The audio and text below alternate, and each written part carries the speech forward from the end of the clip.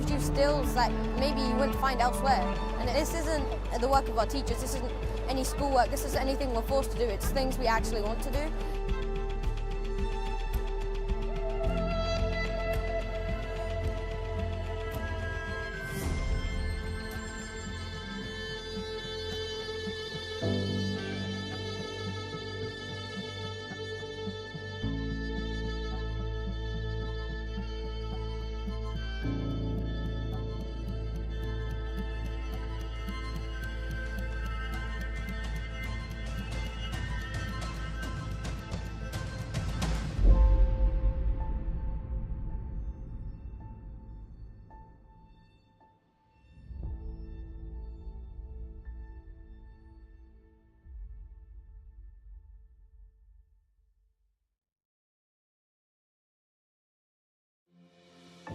The A.F. Harvey Prize is a really prestigious prize operated by the IET. My nominator is the Dean of Engineering, and he's from the UK here, and so for him the Harvey Engineering Prize has always been the holy grail. It's what he recognises as being the most highly sought after and the most prestigious of engineering prizes internationally.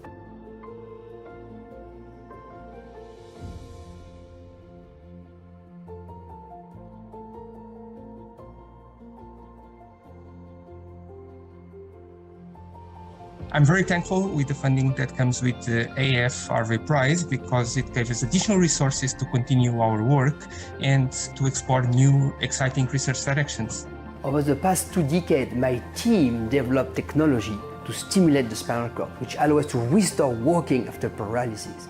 And today, thanks to the prize, we have the opportunity to use the same technology to aim at restoring upper limb movement in people with tetraplegia. So I would like to thank you wholeheartedly to provide us with the opportunity to achieve this next breakthrough.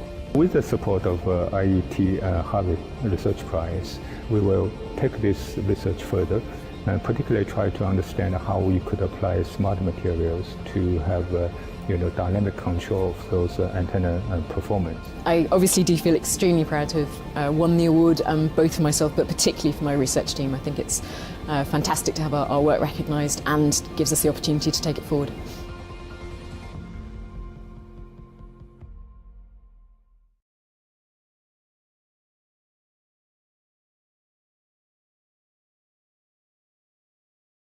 Good afternoon, I'm Bob Cryan, President of the Institution of Engineering and Technology.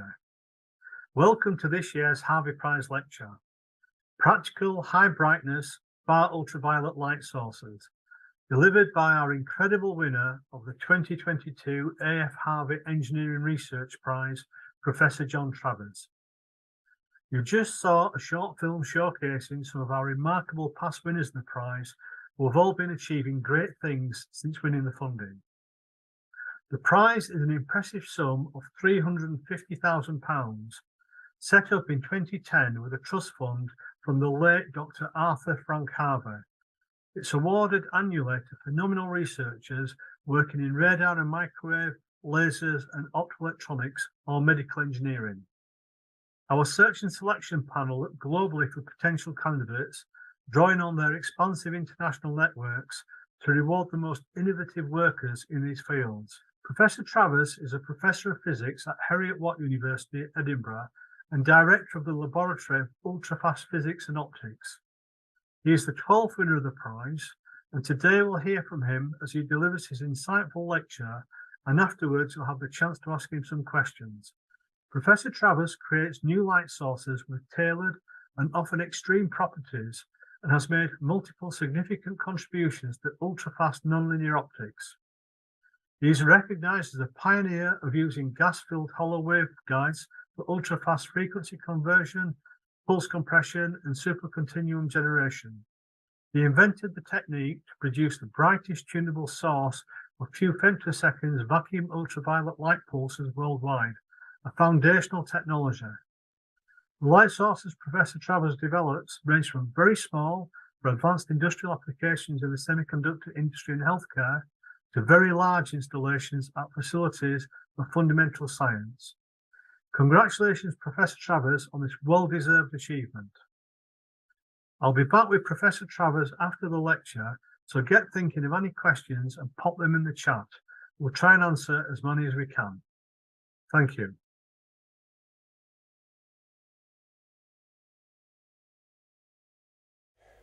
So let me begin by saying how honoured I am to receive the IET Harvey Prize and how happy I am to deliver the Harvey Lecture to you today.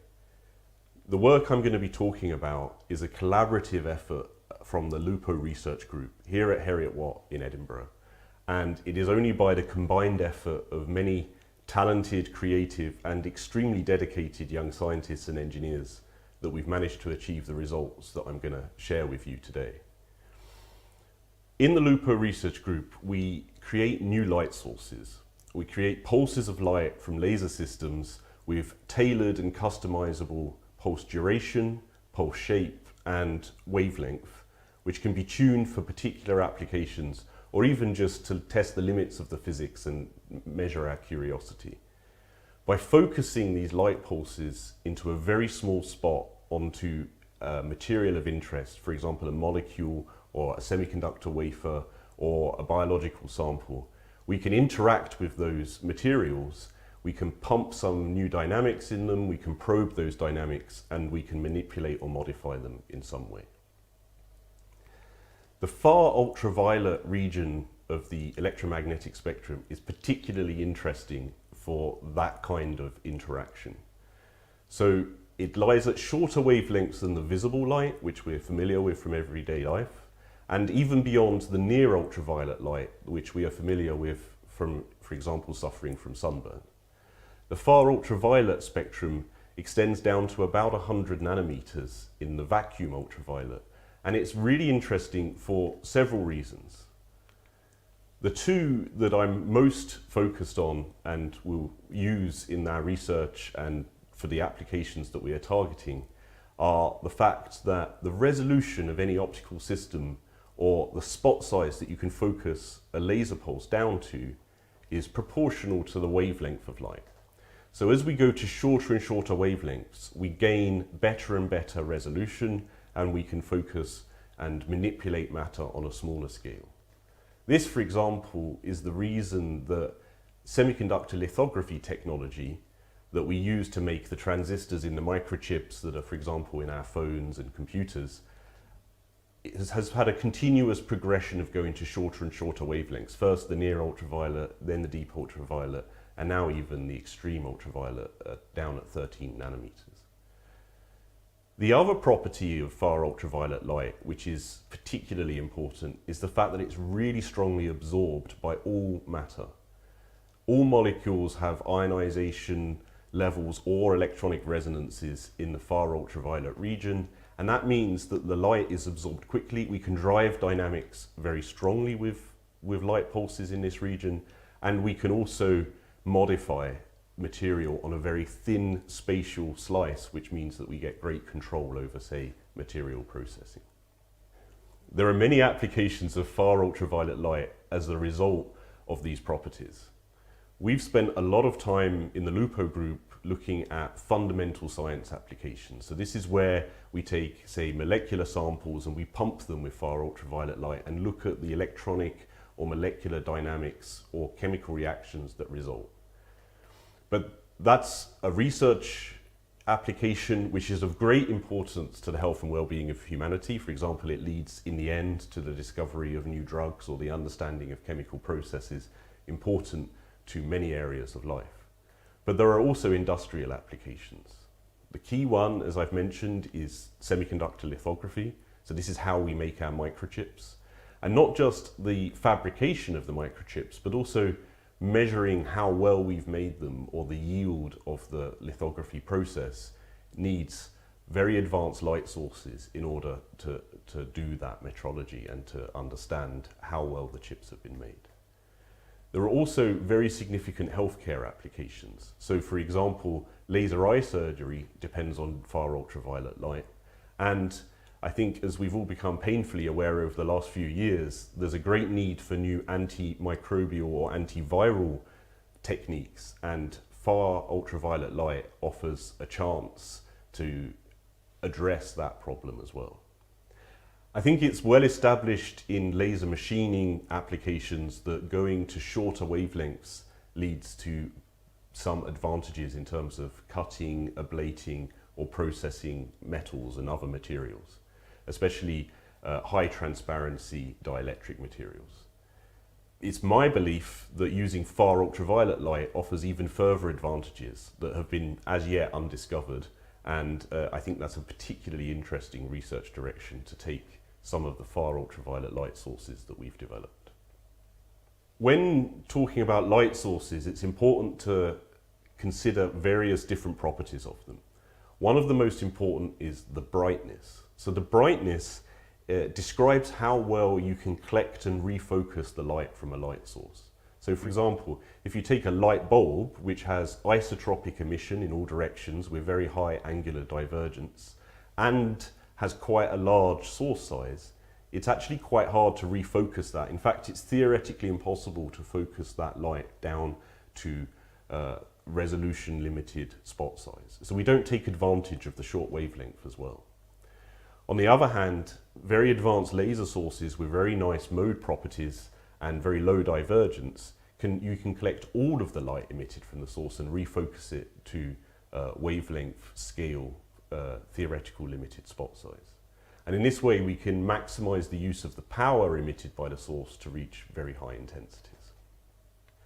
Another parameter which is of great importance is the duration of a flash or pulse of light. So when we're creating pulses of light, we usually do this so that we can drive or probe dynamics in matter on very fast timescales. And at present, we can reach femtosecond and even attosecond timescales. That's 18 orders of magnitude shorter than 1 second or our everyday life experience. And at those timescales, you can probe even the electron motion in atoms or the molecular vibration in molecules. And in this way, we can discover and uncover new science, which is beyond even our theoretical and computational capabilities. But even for more practical applications, such as laser machining, using femtosecond pulses allows us to do so-called cold ablation, where we don't heat the material under processing, and this leads to better quality results. If we consider existing far ultraviolet light sources, we can discuss them on the axes of pulse duration and brightness. So the mainstream light sources that are used in the far ultraviolet are gas discharge lamps and excimer lamps. And these are very low brightness. They're isotropically emitting in many directions. It's very hard to refocus them. They also have quite long duration. In fact, they're either CW or extremely long pulses. Excimer lasers are another major light source in the far ultraviolet. It's what's used for the bulk of semiconductor lithography at the moment and for eye surgery. These are very powerful, but they also have very poor spatial quality and high divergence. So it's very hard to refocus those sources, and as a result, they also have low brightness. It is possible in research labs, state-of-the-art laser labs like this one here, where you can create far ultraviolet light sources with almost arbitrary properties if you put in enough effort. And there have been many schemes demonstrating such techniques. However, these are completely unsuitable for removing from a research lab and taking out into industrial or healthcare applications because they're too fragile or they require laser systems that are far too expensive. And finally, free electron lasers are probably the ultimate light source that we have created so far. These are accelerator-based light sources where we accelerate electron bunches and then undulate them such that they emit electromagnetic radiation. And by doing this, we can create sources ranging from the mid-infrared all the way down to the far ultraviolet and X-ray region itself. These sources can be extremely high brightness. They can also have quite short pulse durations, down to a few femtoseconds, or in the X-ray region, even attoseconds. However, they cost billions of pounds to construct. They're enormous, several kilometers, and as a result, there are very few of them, and access to them is very exclusive. It's really only for frontier science. You could never use these as the basis for an industrial or healthcare type application. So my work and the work of my group here is to also create high brightness, ultra-fast light sources but to do this using techniques which are practical and could be taken out of the lab and used for many of the applications that we've discussed. Back in 2014, I had a vision, or dream if you like, of how we could create exceedingly bright light sources on the tabletop. What I wanted to do is take a light source which had the properties, or even exceeded the properties of accelerator-based systems, but produced them in a more practical and accessible way. So what I mean precisely here is that we can create a source with a brightness that exceeds accelerator-based facilities, or with pulse durations that are shorter than can be achieved on those systems, but with a technology that we would be able to use in industry, healthcare, or in more regular research environments. And the way that I wanted to do this is to harness a type of nonlinear wave dynamics called soliton dynamics, and to harness that in gas-filled hollow capillary fibers. Now I'm going to explain a bit about both of these concepts and how we bring them together through the remainder of this lecture. So solitons, quite interestingly, were actually discovered in Edinburgh in 1834, very close to where I'm standing now and very close to my research lab. They were discovered by John Scott Russell, who at the time was a naval engineer who was trying to develop the design of canal boats so that they would propagate much faster along the canal, so that they could transport goods or information faster. In 1834, the speed of canal boats was the limit to how fast information and goods could be travelled. The experiments he was doing was changing the canal boat design, and these canal boats were attached to a rope that went through a pulley system and was then attached to some horses. And the horses would pull the rope, pull the canal boat, and he would then measure how well the design of his boat would work. And at one point, the rope snapped and the boat suddenly stopped. And this is what he wrote. The boat suddenly stopped, not so the mass of water in the channel which it had put in motion, a large, solitary, progressive wave. Now at that point, most people would probably get fed up, make a cup of tea and restart their experiment or try something different. But instead, John Scott Russell actually jumped on his horse and followed this wave for several miles along the canal and got very fascinated in this large solitary progressive wave and some of its properties.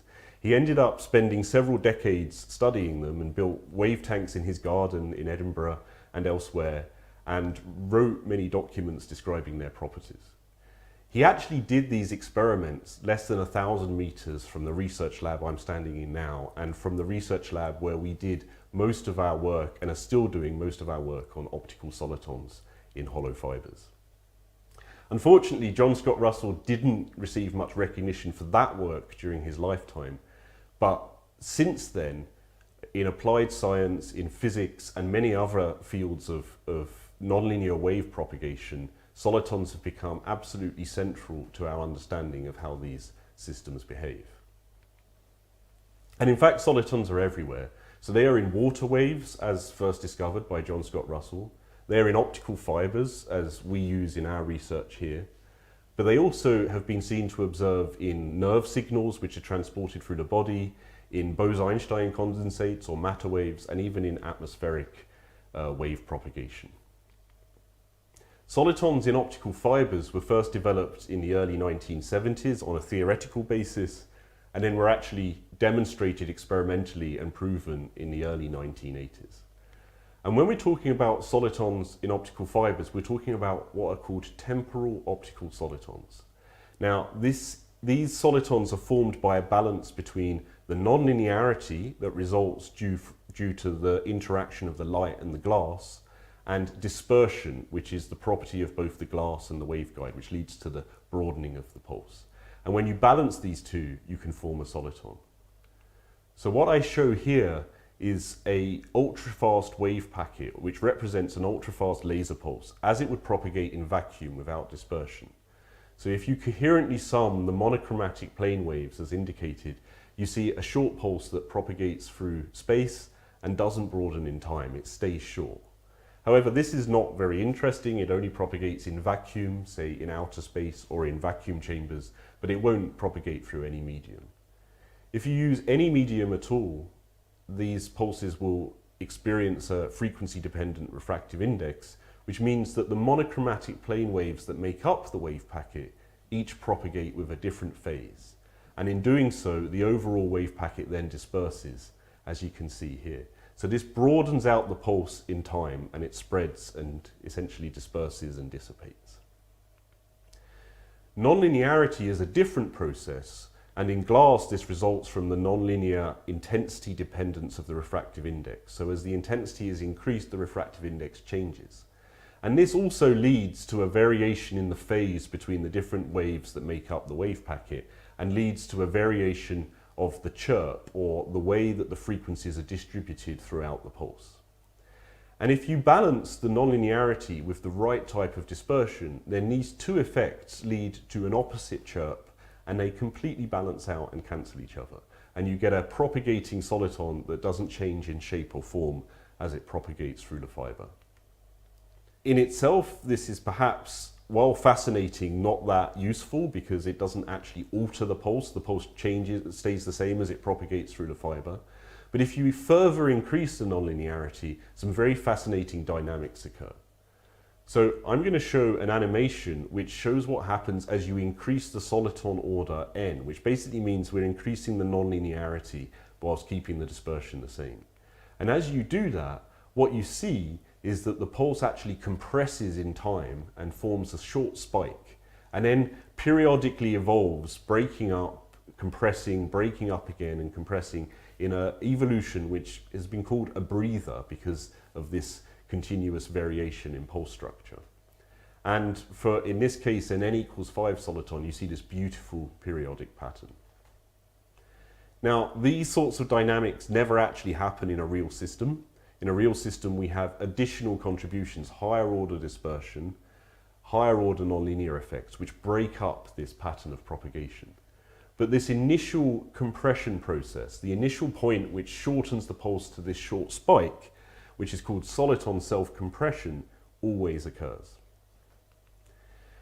However, at the point of self-compression, where you have a very short pulse or a very broad spectral bandwidth, the higher order effects then take over, and you get a process called fission of the soliton. And at that point, the whole pulse has got a structure, frequency content, which can be greatly enhanced compared to the initial driving laser pulse that's put into the system.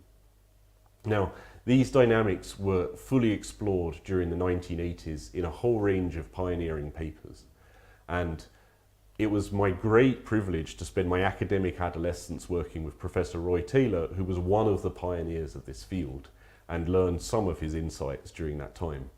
And together, we actually worked out a type of very bright white light supercontinuum generation, which is a way of creating a laser that covers a very broad spectrum, like sunlight, if you like, which still has the spatial properties of a laser system. And what we did is we managed to extend the ultraviolet extent of those laser sources to the very limit of what is theoretically possible.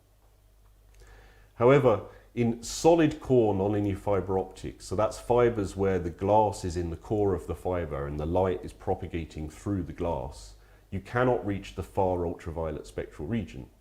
And the reason is because silica absorbs far ultraviolet light. Or even if you're outside of the absorption region of silica, you're close enough that 2-photon absorption, so nonlinear absorption, limits the propagation of light in that region and causes damage. Therefore, you cannot access the far ultraviolet region with silica glass fibers, and we need something different. So the next major ingredient that I used to develop the light sources that I'm talking about today was the use of hollow core optical fibers. So these are fibers where there is no glass in the core, there's only glass outside, and in the core you can evacuate the fiber, you can fill it with gas, and then send the laser pulses through the gas channel inside the glass. And the great benefit of these fibers is they can be transparent from the X-ray region to the mid-infrared, so you're no longer limited by the transparency of a solid state material. In addition, you can reach intensities many orders of magnitude higher than you can propagate in glass, because the ionization breakdown threshold of gas is much higher. Furthermore, by controlling the waveguide structure, you can bring in the right dispersion in order to observe soliton dynamics inside the gases. And this enables us to finally obtain soliton dynamics in a gas propagation regime, which is something that couldn't be possible in any kind of solid core fiber or in free space where the dispersion isn't the right kind of dispersion to achieve soliton dynamics. And finally, one of the most useful features of these types of fiber is that we can change the type of gas inside them, or we can change the pressure of the gas inside the fiber. And by doing that, we can tune the dispersion and nonlinearity so that we get tunable properties in our light source without having to change the experimental configuration. Guiding light in hollow waveguides was actually first proposed back in the 1880s as a way of actually lighting rooms in houses. This technique doesn't work because the light sources they were proposing to use, this was William Wheeler who proposed this idea, the light sources were not bright enough to couple into the waveguides, and furthermore the waveguides, which were made from polished steel, just didn't guide the light very well, and therefore this was not a great idea. In the 1960s, Marcotilli and Schmelzer published a very key paper to our whole research field, which demonstrated that you could get really quite okay guidance in hollow capillary fibers, and they could be used to transport light or to keep light at high intensities over reasonable propagation distances. They were specifically looking at using those fibers for telecoms, and that wasn't going to work because the guidance isn't quite good enough to deliver signals over the distances required by telecom applications. And more importantly, the hollow capillaries they considered cannot be bent. The bend loss of these waveguides is very bad. So solid core fiber became the dominant telecom technology. However, these fibers are absolutely key for a whole range of nonlinear optics experiments used all over the world.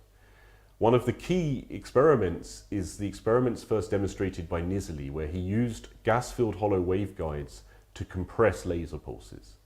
So in those experiments, they send a laser pulse into a gas-filled hollow fiber, and due to the nonlinear broadening of that pulse, they obtain extra spectral bandwidth. They broaden the spectrum.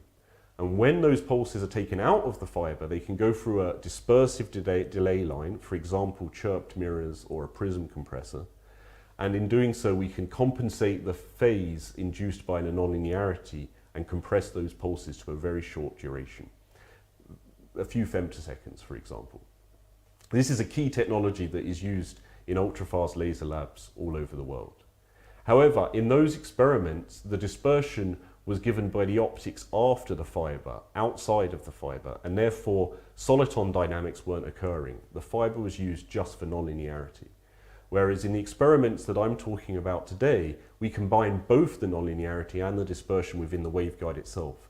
And it's these working together in concert which actually leads to the soliton self-compression and the other dynamics that we use to generate the far ultraviolet light.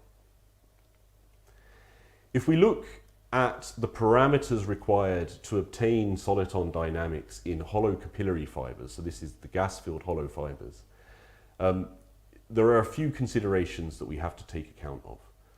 So when we're talking about soliton fission, we need to make sure that this self-compression or fission length is shorter than the physical length of the fiber that we have in the laboratory, and also shorter than the length over which the signal becomes lost at due to attenuation or scatter inside the fiber.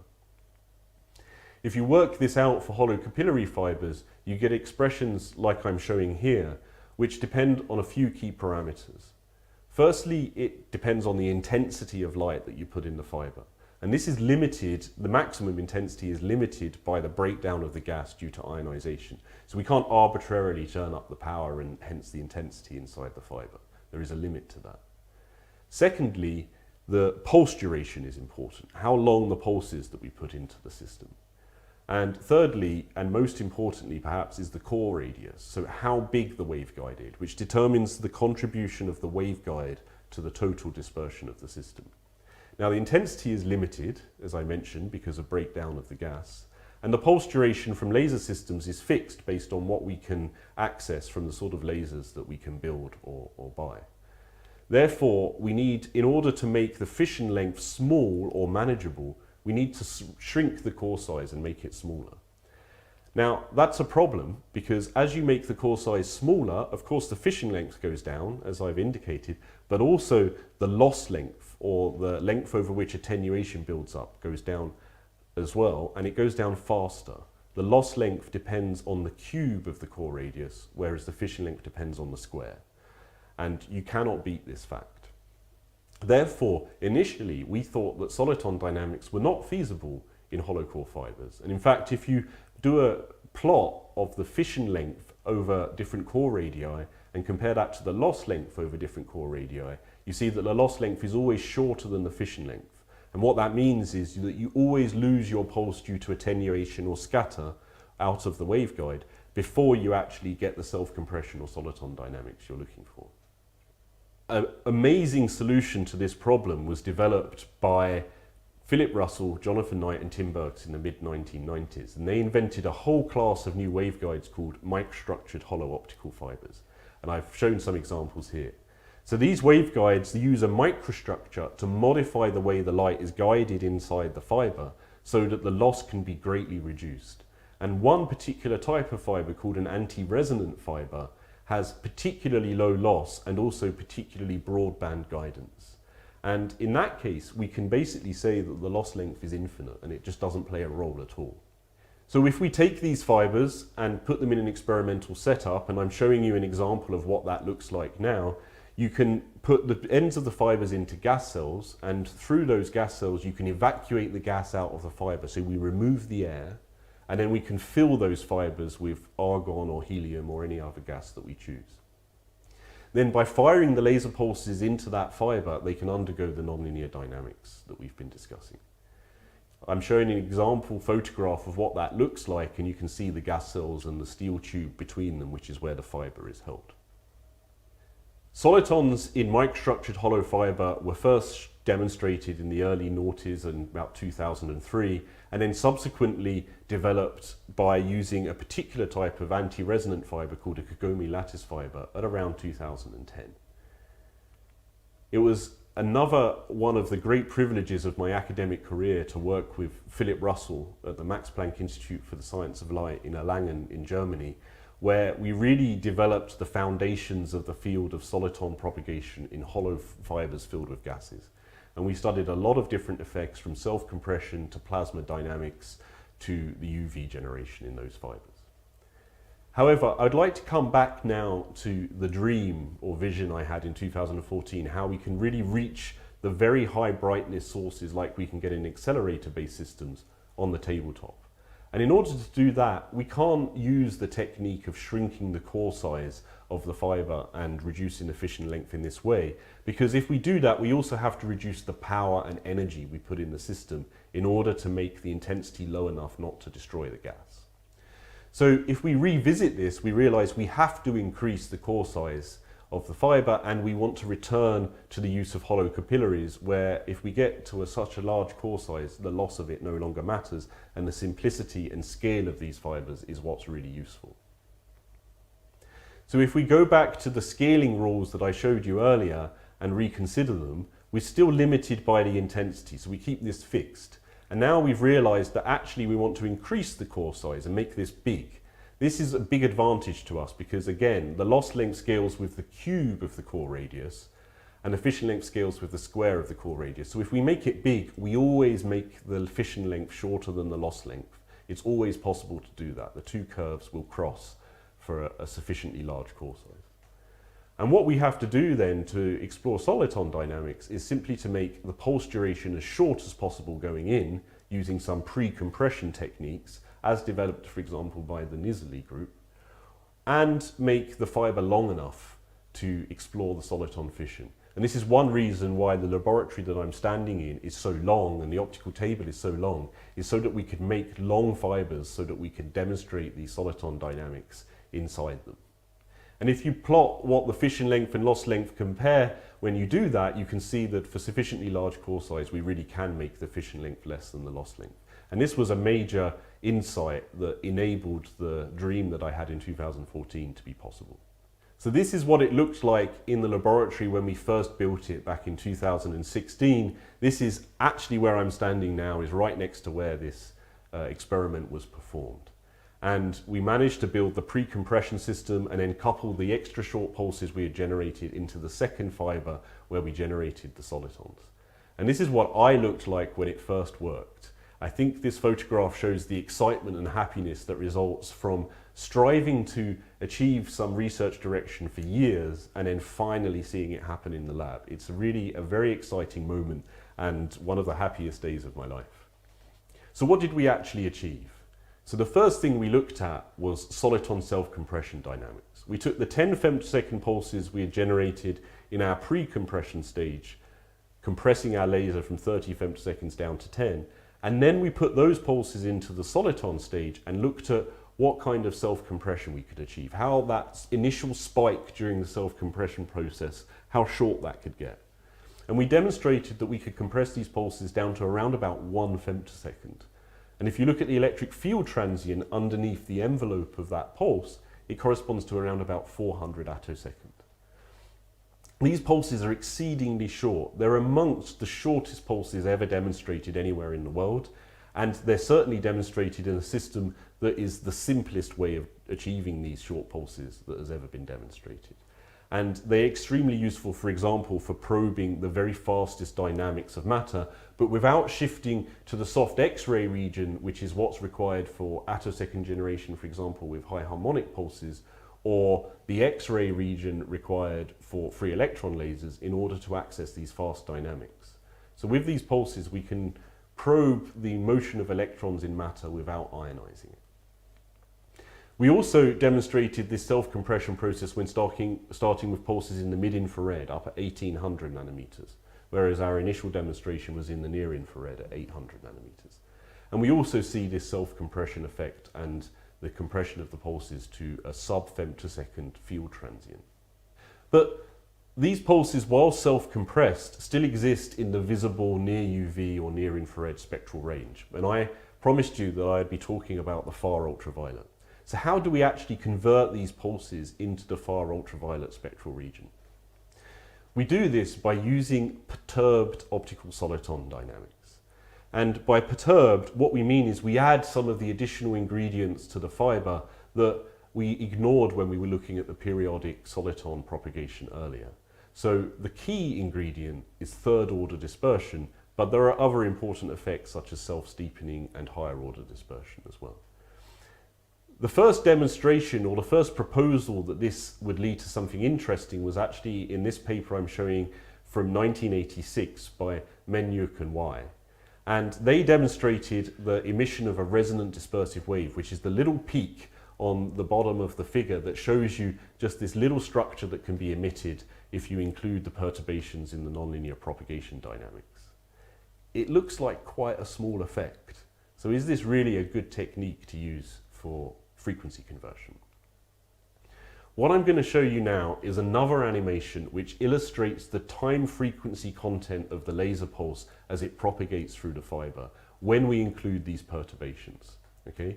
So on one axis I show the frequency content, and on the other axis I show the time content, and these two evolve together and we can see how the different temporal components interact in different frequency bands. So at the start of this animation, as you can see it right now, the pulse is narrowband in frequency and quite long in duration. But as it propagates through the fiber, we see this soliton self-compression effect, which shortens the pulse on the time axis and leads to the broadening of the pulse as it compresses in the frequency domain. And this tail of this pulse then extends right down into the ultraviolet region at high frequency and overlaps with a point where this resonant dispersive wave is emitted. And you can see that this leads to the isolation and emission of quite a substantial pulse of light at high frequencies that is still a very ultra-fast duration. In the particular case that I've shown here, the pulse is at 130 nanometers, so right in the far ultraviolet. It corresponds to a 30 gigawatt peak power and has just 1.5 femtoseconds in duration, so it's still extremely short. So this really doesn't seem like a small effect. We demonstrated that this process really can work in the hollow fibers filled with gases, and we managed to demonstrate the tunability of these pulses all the way from around about 100 nanometers up to the near ultraviolet region and the visible spectral region. So it's a tunable source across the whole far ultraviolet, just like you can get in a free electron laser accelerator-based facility, but in this case on the tabletop. If you pump at longer wavelengths with a mid-infrared laser system, you can extend the tuning range into the visible and near infrared as well. The pulses emitted by this technique have very high energy, and we're talking about conversion efficiencies up to 10 or 15%, which is an extraordinary conversion efficiency for reaching down into the far ultraviolet, some orders of magnitude higher than any competing process. And similarly, the beam quality is ideal. So the laser pulse that's emitted from the fiber, the mode as it expands from the fiber, is diffraction limited, which means that this source is very, very high brightness. It can be refocused to a very small spot after the fiber on some application experiment. So we've demonstrated this high brightness tunable source similar to what can be achieved on an accelerator for considerably smaller scale and at considerably lower cost. But the question is, can we make it smaller? Because it still had a 3-meter fiber in it. We still needed quite a long lab, as I'm standing in now. So how would you go about making this a smaller system? And it's really quite simple. We use the same technique that we used to demonstrate it in the first instance. We shorten the pump pulse. And if we do that, we can get away with having a shorter core size while still not suffering from the losses that scatter the light out of the fiber. What you can see here is a comparison between the original 3-meter fiber setup and the new few tens of centimeter compact setup that we demonstrated in this way. However, we were still pumping with a very large scale research class laser system, a titanium sapphire laser system which is several meters squared in size and many hundreds of thousands of pounds in cost. Can we change the pump laser system so that we can use something that's a little bit more practical? And the answer, of course, is yes. We use an ytterbium laser system, which are now being widely exploited in all sorts of industrial applications. And by pre-compressing these laser pulses from an ytterbium system down to a few tens of femtoseconds and then driving the soliton dynamics, we managed to build a very compact system around about 1 meter squared in footprint and on a table that would actually mobile and could leave the research laboratory. When we package it up, it's not perhaps the smallest handheld laser source that you may have seen, but it is at least mobile, and it's practical and robust enough that we've taken it out of the research laser lab and have now put it into a medical research institute where we're looking at applications of these far ultraviolet light sources to applications in healthcare as part of the UCare project. We did many other studies of the dynamics in this system. We have explored all sorts of different properties, the fundamental limits and some of the practical limitations. And I don't have time to talk about all of those today. I do, however, want to mention 3 open fundamental questions. So the first one is, can we reach shorter wavelengths? Can we tune this source so that we can extend below 100 nanometers and into the extreme ultraviolet spectral region, where even further applications would be opened up? I believe we can do this, and we're actively working on that now. Secondly, can we further compress the pulses using this soliton self-compression approach? Can we get down to even shorter pulses and access dynamics in matter that we still haven't been able to observe with any other laser source? This I don't know the answer to, but it's a very interesting question that I would like to research and discover. And also importantly is, what are the extremes in terms of energy that we can reach? Can we scale this up to drive even more high intensity laser processes? And can we scale it down in energy so that we can make an even simpler, more compact and more practical system? So scaling of Maxwell's equations is well established. All of the physics described by Maxwell's equations can be scaled up and down, and this has been shown in many different physical systems. Soliton dynamics are no different. We can scale soliton dynamics up to much larger scales and down to much smaller scales, as long as we correspondingly change the gas pressure, the fiber length, and the other properties of the system. What I show here are 3 examples of different scales where we have modeled numerically the propagation of pulses through fibers by changing the core size, the peak power, and the gas pressure. And you can see that we get essentially identical results in all cases, even though in the first case we're looking at 2 gigawatts of peak power, and in the last case we're looking at up to 1.2 terawatts, a very, very high peak power. we're actually building a system to test the terawatt scaling of this dynamics, and we're actually building that in this lab right now. So what we're aiming to achieve in that project is called the XSOL project, is to reach 3 terawatts peak power with sub femtosecond pulse duration. These pulses would be incredibly extreme. These are pulses that you cannot even achieve on an accelerator-based system, even the ones that span multiple kilometers in scale. And with these sub femtosecond terawatt scale pulses, if we focus them down very tightly, we should be able to access new light-matter interaction regimes. We should be able to drive the electrons in matter to relativistic velocities. That means that the electrons move close to the speed of light. And when we do that, we can emit X-rays or bunches of electrons on attosecond timescale with very high efficiency and high brightness. This is a very ambitious research project with a great team of people behind it, but it will take many years to see if it works or not. On the other hand, we're also interested in scaling right down to the very small size. So what I show you here is the sort of capillary we're using in the XSOL project, which has a 700 micron diameter or 350 micron radius. So it's really quite a large fiber. Next to that, there's a little blip, which is the 3 micron core size fiber that we're using to downscale the system.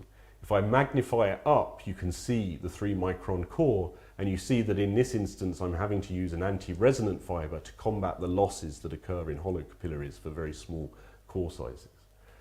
Having done that, we can actually then realize soliton fission and the dispersive wave generation generating the far ultraviolet light on a tiny scale, maybe just millimeters in length and maybe with just tens of nanojoules of pump energy. This fiber was made by the University of Bath, also as part of the UCARE project, and very recently we have in fact demonstrated that we can generate the far ultraviolet using this technique, and we generated tunable sources down to about 220 nanometers with just tens of nanojoules of pump energy. So to summarize my vision of the scaling of these dynamics, we've taken we've built on the tabletop a light source with the properties that you can achieve on an accelerator-based system. And what we're working on now is to scale these both up and down. On the large scale with the XSOL project, we're aiming to get something that can achieve light sources that have never before been achieved in any system, but are still accessible in a research lab environment. Tens of meters in length, a few £1 million in cost. That's expensive, but it's not at the scale of the billions of pounds required for a free electron laser. On the other hand, we're looking to scale these right down, as I just showed you, down to the tens of millimeter or smaller length scale, and at cost points down to maybe £10,000. Something small enough that it could really be taken out of the lab and used on every ward in a hospital or in industrial processes in factories for various different applications. As I mentioned at the start of this talk, there are a huge range of far ultraviolet applications, some of which will need many different types of light source. What I've shown you today is a basic technology that can scale up and down as required to deliver the sort of light sources for different processes. For example, for semiconductor lithography or metrology, or for healthcare applications, or for industrial applications in laser machining and laser processing of materials. All of these different applications will require slightly different light sources, but the soliton dispersive wave emission dynamics that I've explained to you today, I believe, could satisfy all of these at a point which, in a technique that we can take out of the laboratory and doesn't require on research laser systems. I would like to acknowledge the funding I've received for this work, and in particular the European Research Council, which has funded me for more than 10 years with a very large amount of money in order to develop the fundamentals of this technology. But I'd also like to acknowledge the IET. Winning the Harvey Prize, apart from being a great honour, also gives research funds that I wasn't expecting to receive. And the beauty of such research funds is that we can try experiments and research directions that we otherwise may not have tried because they're not on our main funding roadmaps. So it's very exciting to try some new things and to try and develop new applications of these light sources that we otherwise wouldn't have had the opportunity to pursue. But finally, and most importantly, I would like to acknowledge my research group again. As I said earlier, none of what I have shared with you today would have been possible without the dedication, support and creativity of this team. And in many ways, the Harvey Prize is as much theirs as it is mine. Thank you very much for your attention.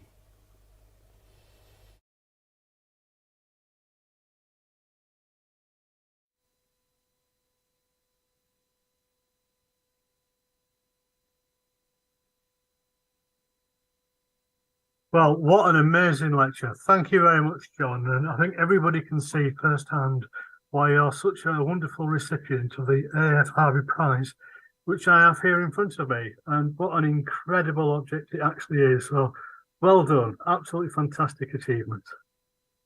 Thank you very much. As I said in my lecture, it's an incredible honor to receive the prize.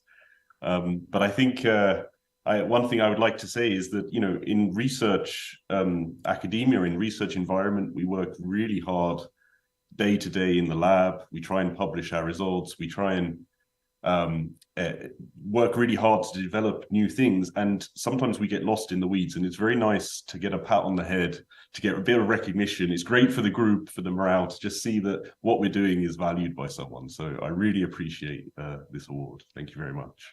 And I'm sure the whole of your university is extremely proud, especially your Vice-Chancellor. So well done. And what I find fascinating about the story is that another John, nearly 200 years ago, was actually going along that canal on his horse following the soliton. And that's led to your absolutely amazing work today, very near to the very same spot, which is just incredible. Yeah, it honestly, it brings a smile to my face every time I pass that part of the canal, often on the way to work, and it's just like, this is where it all began. So it's fantastic to be located here. It's just amazing, and it stimulated quite a number of questions, John. So if I may, I'll start asking some of those, and I'll start with I've got to start with an engineering question, given that this is an Institution of Engineering and Technology AF Harvey Prize, and that's what is the biggest engineering challenge you're going to have to overcome going forward with your work? That's a really good question. So interestingly, what I would answer to that is that the biggest engineering challenge isn't actually with the gas-filled fiber structures or even the miniaturization or scaling up of the actual waveguides where we do the UV generation. The biggest challenge is actually with the pump laser systems.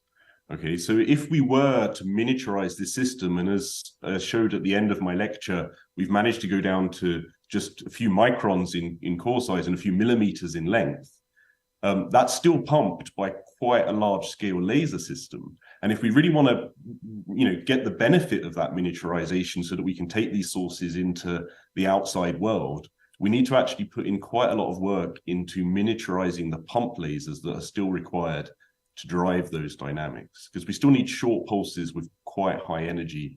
And that honestly is the biggest challenge that we're facing. Well, that leads nicely onto a question from Kevin about miniaturization. And it is asked that in terms of miniaturization of the technique, how small can you actually go?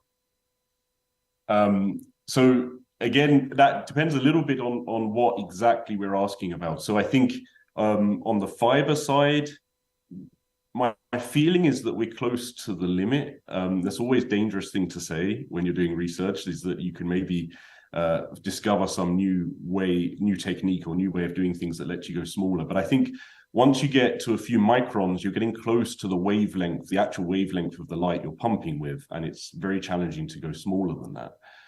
So like my answer to the previous question, the real challenge is the miniaturization of the drive laser system. It's something we're working on right now ourselves. We've decided we need to build our own pump lasers in order to do this, because at the moment they're still too big and too expensive. How far into the extreme ultraviolet do you think you can push?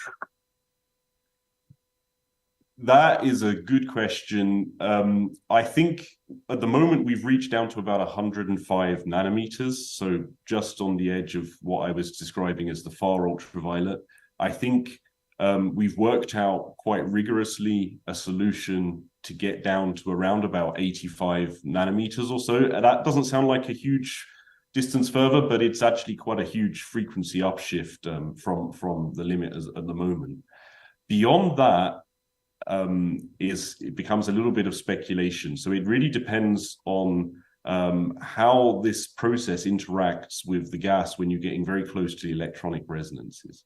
So as you're pump laser wavelength gets closer to the fundamental resonances of the gas, and at this point we're already using helium, it's the lightest possible gas that we can use, then we start to resonantly excite the gas, we start to absorb the light in the gas again, a bit like the limitation we had in the solid glass fiber when we were going down just to the near ultraviolet.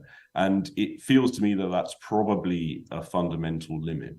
But there are very crazy things that you can do to go beyond that. For example, we could take helium and strip one electron from it and ionize it, so we have a helium plasma, and that would buy us a further shift into the extreme ultraviolet. So I like previously, I don't want to rule anything out. If you try hard enough, you can often push the boundaries quite far. But it feels to me like we can go substantially further into the extreme ultraviolet, but we won't be able to get, for example, to the X-ray region using this technique. I don't think so. Robert, a question's coming about the beneficiaries and who will benefit in the short and long term.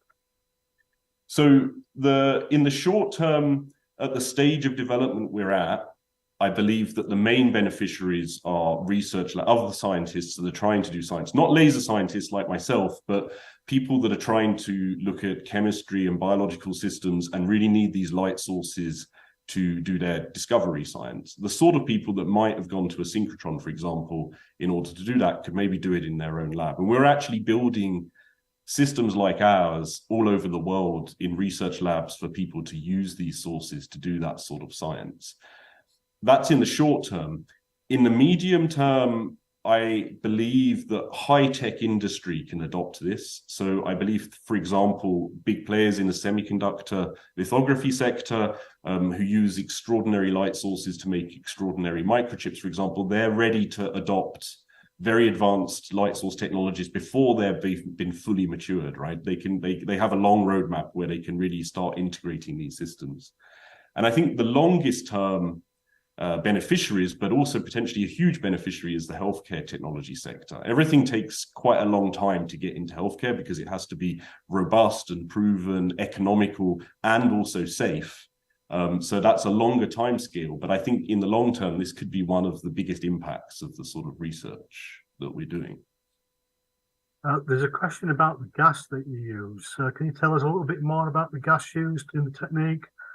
What is it? What kind of gas? What kind of pressure? Is it flowing or is it static, etc.?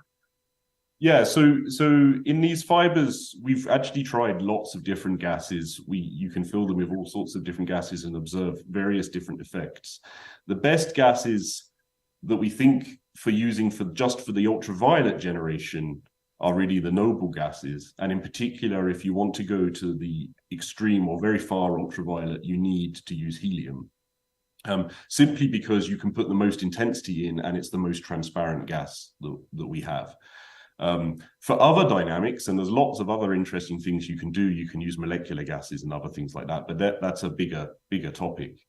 The sort of gas pressure that you need depends on the core size of the system you're using. So for the very large core fiber systems that we're using at very high intensity, it's only a few millibar of helium that you actually put inside the fiber. So it's a very small gas pressure, almost vacuum. Whereas in the very tiny core fibers, like I showed towards the end of my lecture, where we've got this 3-micron core radius, then we're needing to use around 50 bar of gas just to get sufficient, just to get the dynamics to evolve sufficiently quickly over the small length scale that we're using. Next question is about further self-compression, and the questioner asks, can the UV pulses be re-injected into another fiber to undergo further self-compression to reach the attosecond regime? So that's a really insightful question. Simply because I say that simply because it's one of the topics that we've looked at ourselves over the last 6 months. That's not to say everything we do is insightful, but it's insightful because it's right on the forefront of what we're looking at. I think at a high level, my answer would be yes. I think for sure you can access soliton dynamics when pumping in the UV. I think there's nothing about the physics that says that doesn't happen. Practically, it's extremely demanding because you're already in a vacuum system when you've got your short pulses coming out, and then you have to recouple them into the next fiber stage also in vacuum. So there are some challenges there. I think the most The hardest challenge, though, is that as you pump with shorter and shorter wavelengths and you still need the same sort of intensity, it becomes easier and easier to ionize the gas. So the maximum intensity you can put in the fiber actually goes down as the wavelength of your light goes down as well. So it becomes quite challenging if you go to the very short wavelengths to see how you can get enough intensity in the fiber in order to drive the soliton dynamics. But it may be that there's an interesting window where you haven't reached that limit and you can still access them. And indeed, then we could maybe generate some very short pulses in the UV, even shorter than we have already. So this is something we really are looking at ourselves. Very good. The very specific questions come in, very specific in the sense that it's at 412 attoseconds. What measurement principles are needed to keep up with your shortest pulses? Right, this is, yeah, so I think the specific 412 attoseconds is because that's what we claim to have measured. Yeah.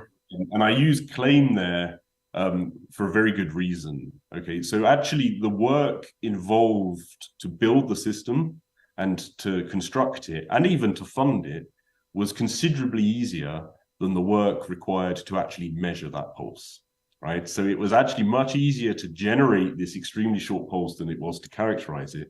We essentially invented a new technique. It's a type of what's called a FROG device, a frequency resolved optical gating device, and we used a variant called polarization gated tachographic X-FROG. Now that's a lot of jargon. I suspect maybe the person asking the question might understand what I'm talking about, but basically it was a technique, it's a self-reference technique to try and measure this pulse, because of course it's impossible to have any other sample fast enough to actually characterize that pulse if what you've got is one of the fastest pulses ever generated. The reason I used claim earlier is because, of course, there are some pitfalls with that technique, and there are definitely in the ultrafast laser community, people push very hard back to say when you've got the shortest pulse, you have to really prove it 3 times over. So we are actively working on using different techniques with completely different basic physical principles to prove that we really have these short pulses. But what I would say is that the fact that we actually get the UV generation and the fact that it agrees so well with our numerical modeling is a lot of support for analysis, simply because you cannot generate the far ultraviolet pulses through the technique that I explained in the lecture if you don't also at the same time have this extreme self-compression to this very short pulse. So I'm sure we have these pulses, but we need to develop even more characterization techniques in order to fully prove that. A question's just come in about fiber splicing, and it's, could you splice these fibers directly on ultra-fast fiber lasers or some other more direct form of integration? It's a good question. Another good question. That's great. That's rather challenging. And the reason is that the type of the intensity that we need in this system is high enough that we're driving nonlinear dynamics in the gas core. And if you've got a solid core fiber, with glass in the core, the glass in the core of that fiber cannot withstand the intensity that's required in the gas core fiber. So you cannot directly splice a solid core fiber with the right pulse intensity to a gas-filled fiber that does the UV generation. If, however, you use an even more advanced scheme and you actually use the hollow core fiber as part of the compression system of the ultrafast fiber laser, then in principle that might be possible. So it's not an absolute no, but it's not possible in the most obvious scheme you might consider. And a final question, it's really about what the future holds. Where do you see the research going over the next 10, 30, 50 years? Or an even bigger question, if another John nearly 200 years from now looks back, where will they be? So I absolutely do not claim to have the foresight to see what will happen in 200 years. In fact, I think I'll even dodge the 50-year question because so much can change over that time scale. But I'll answer the shorter time scales. So in 10 years, I would really hope that we've fully realized the sort of vision that I outlined towards the end of my lecture. So I hope that we've gone from the system we have now down to these tiny miniature systems, these tiny photonic chips with tiny pump lasers, where we can really take these out of the lab for ubiquitous applications in healthcare, industry, all of the other things that we think they're useful for now, but even for things that we haven't really realized that they're useful for. And on the large scale size, I think over 10 years is a realistic time scale for showing these dynamics at this very, very high terawatt peak power level. In 20 years, it gets a bit more interesting. I think what I would really like to see over that time scale is not just that we've demonstrated that it all works and we've got to the point where it can be used in that way, but that these sources are really actually being used to improve the health and well-being of society. So I would really love it to be true that this technology, once miniaturized, could really be used for a healthcare application which saves people's lives. I think this would be extremely gratifying and would be a fantastic result. That's fabulous, John. And can I just say, what a wonderful recipient of this amazing AF Harvey Prize. It's just so richly deserved. And can I thank you on behalf of everybody watching today for such a superb presentation. And can I also thank everybody that tuned in and just let people know that the lecture will be available on IET TV to watch on demand. I certainly will be going back around to watch it again because it was just unbelievably fascinating. And I have to say, some of the animations that were included are superb. So many, many congratulations and well done, John. I'd normally arrange a wonderful standing ovation, but because you can only see me, I will stand and personally clap. So well done, John. Absolutely fabulous. Thank you very much. Thank you very much. Thank you. And enjoy the rest of your day. Thanks very much to everybody for joining us this afternoon. Thank you. Bye. Bye.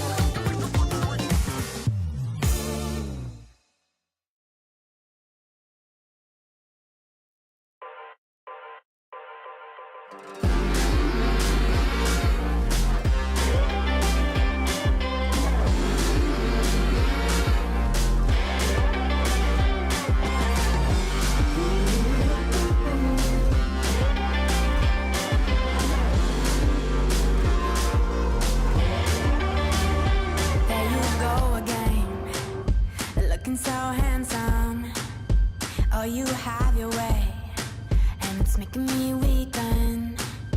You and your status, walking like that. It's really getting too much, but I can't pull back. Though I try to resist, I can't fight this. And no one makes me feel like you do. And no one sets my body on fire.